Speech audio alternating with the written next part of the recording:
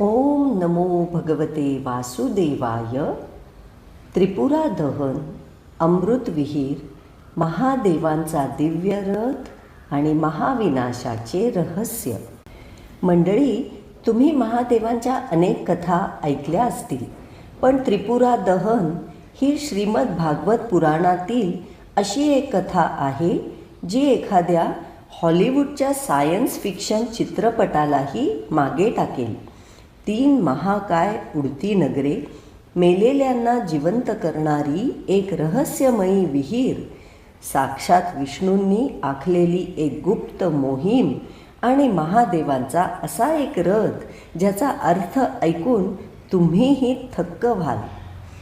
चला तर मग देवांच्या विजयाचा आणि त्यामागे दडलेल्या जीवनाच्या अत्यंत सखोल तत्त्वज्ञानाचा तो अभूतपूर्व थरार आज आपण अनुभवूया. एकदा असुरांचा परमगुरू मयासुराने सोने, चांदी आणि लोखंडाची 3 अभेद्य आणि उडती विमाने बनवली, ज्यांना त्रिपुर म्हटले गेले. या विमानांमधून असुरांनी तिन्ही लोकात असा काही हाहाकार माजवला की लोकपालही हतबल झाले. शेवटी सर्व देव महादेवांना शरण गेले. महादेवांनी आपले धनुष्य उचलले आणि सूर्याच्या किरणांसारखे अमोघ बाण त्रिपुरांवर सोडले. बाण लागताच हजारो असुर रक्ताच्या थारोळ्यात पडले. पण मंडळी, इथेच कथेला एक भयानक वळण आले. मयासुराने त्या नगरामध्ये एक अत्यंत रहस्यमयी आणि जादूची अमृताची विहीर बनवली होती. तो मृत असुरांना उचलून त्या चमकणाऱ्या अमृतरसात टाकू लागला आणि चमत्कार पहा, या अमृताच्या स्पर्शाने ते असुर आधीपेक्षा दुप्पट शक्तिशाली झाले. वज्रासारखे कठोर आणि अत्यंत तेजस्वी होऊन पुन्हा जिवंत होऊ लागले. महादेवांचे बाणही आता निष्फळ ठरत होते. साक्षात महादेवांचा संकल्प पूर्ण होत नव्हता हे पाहून कैलासावर चिंतेचे ढग दाटले. महादेवांची आणि देवांची निराशा पाहून जगतपालक भगवान श्री विष्णू एक अत्यंत अचूक आणि अद्भुत गुप्त मोहीम त्यांनी आखली. असा एक चक्रव्यूह त्यांनी रचला ज्याची कल्पना मयासुरालाही नव्हती. ती विमाने अभेद्य होती. आत जाणं अशक्य होतं, पण तिथे शस्त्र नाही तर शक्कल कामी आली. साक्षात भगवान विष्णू स्वतः एक अत्यंत साधी गाय बनले आणि ब्रह्मदेव तिचे वासरू बनले. दुपारच्या वेळी असुरांच्या डोळ्यात धूळ फेकून कोणालाही संशय येऊ न देता ते दोघे गुपचूप त्या त्रिपुरामध्ये घुसले. थेट त्या अमृताच्या विहिरीजवळ जाऊन पाहता पाहता ते गाय आणि वासरू विहिरीतील संपूर्ण अमृतरस पिऊन गेले. मयासुराला जेव्हा हे समजले तेव्हा तो हादरला. त्याची सर्वात मोठी ताकद एका झटक्यात नष्ट झाली होती. आता वेळ होती अंतिम प्रहाराची. भगवान विष्णूंनी महादेवांसाठी एक अत्यंत दिव्य आणि अलौकिक रथाची निर्मिती केली. मंडळी, हा लाकडाचा किंवा सोन्याचा साधा रथ नव्हता बरं का. या रथाचे प्रतिकात्मक स्वरूप मानवी जीवनातील सर्वोच्च मूल्यांचे दर्शन घडवणारे होते. हा रथ होता धर्माचा. त्या रथाचा सारथी होता ज्ञान. त्या रथावर फडकणारी ध्वजा होती वैराग्याची. त्या रथाला जोडलेले घोडे होते ऐश्वर्याचे. महादेवाच्या हातात असलेले धनुष्य होते तपस्येचे. अंगावरचे चिलखत होते विद्येचे. आणि जो बाण ते सोडणार होते तो होता सत्कर्मांचा आणि क्रियेचा बाण. या अथांग आध्यात्मिक महाशक्तींनी सज्ज होऊन भगवान शिव रथावर आरूढ झाले.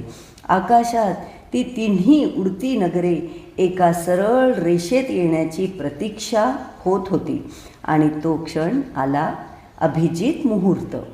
अभिजित मुहूर्त म्हणजे असा सर्वोच्च आणि अजेय वैश्विक क्षण जिथे अंधारावर प्रकाशाचा विजय निश्चित असतो.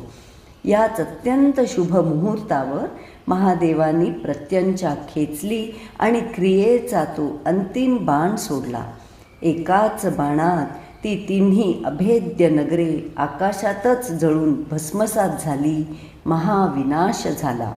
मंडळी, तो क्षण असा होता की ज्याची शब्दात कल्पना करणे कठीण आहे. त्रिपुरांचा नाश होताच आकाशातून शेकडो विमाने अवतरली. स्वर्गात देवांच्या दुंदुभी आणि नगाडे वाजू लागले. मृत्यूच्या छायेतून मुक्त झालेले देव, ऋषी आणि पितर आनंदाने वेडे होऊन आकाशातून महादेवांवर अखंड फुलांचा पाऊस पाडू लागले.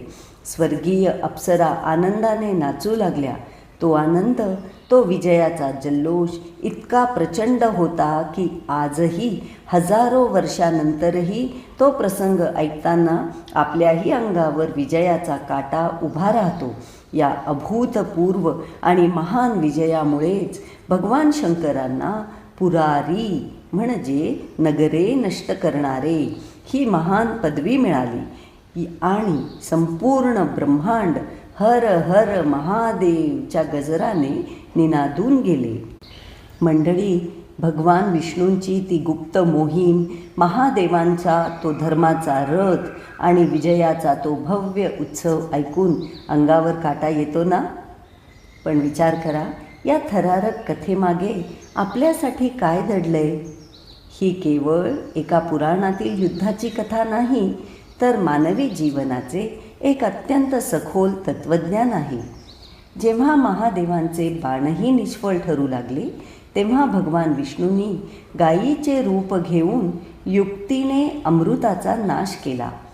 यातून आपल्याला हेच शिकायला मिळते की जीवनात कितीही मोठे संकट आले तरी तिथे केवळ शक्ती चालत नाही, तर संकटावर मात करण्यासाठी बुद्धी आणि युक्तीचा अचूक समन्वय असावा लागतो.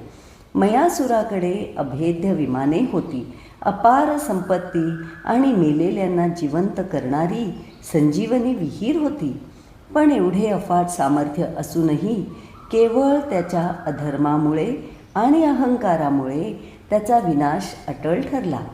माणसाकडे कितीही भौतिक संपत्ती, माया किंवा सत्ता असली तरी अधर्माचा अंत शेवटी ठरलेलाच असतो.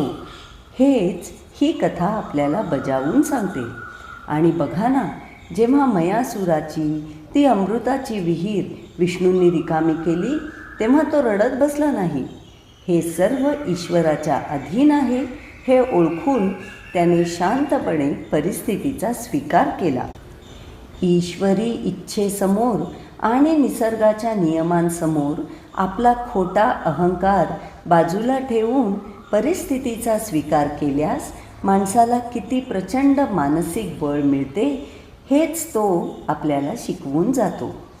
आणि या कथेचे सर्वात मोठे रहस्य दडले आहे त्या दिव्य रथात. जर आपल्या जीवनात आतील अज्ञान आणि विकारांचे त्रिपूर नष्ट करायचे असेल तर आपल्यालाही याच आध्यात्मिक शस्त्रांची गरज आहे.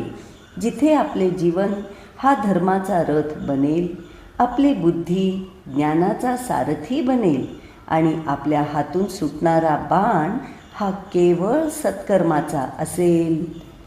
आणि ज्या दिवशी आपण या रथावर आरूढ होऊ त्या दिवशी आपल्याही जीवनातील दुःखांचे त्रिपूर भस्मसात होईल. मंडळी, महादेवांच्या शक्तीची, विष्णूंच्या युक्तीची आणि तत्त्वज्ञानाची ही कथा जर तुमच्या हृदयाला भिडली असेल तर या व्हिडिओला आत्ताच लाईक करा. कमेंट्समध्ये हर हर महादेव लिहायला विसरू नका.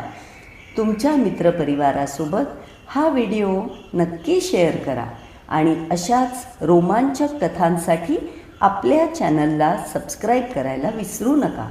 धन्यवाद. जय श्री कृष्ण. हर हर महादेव.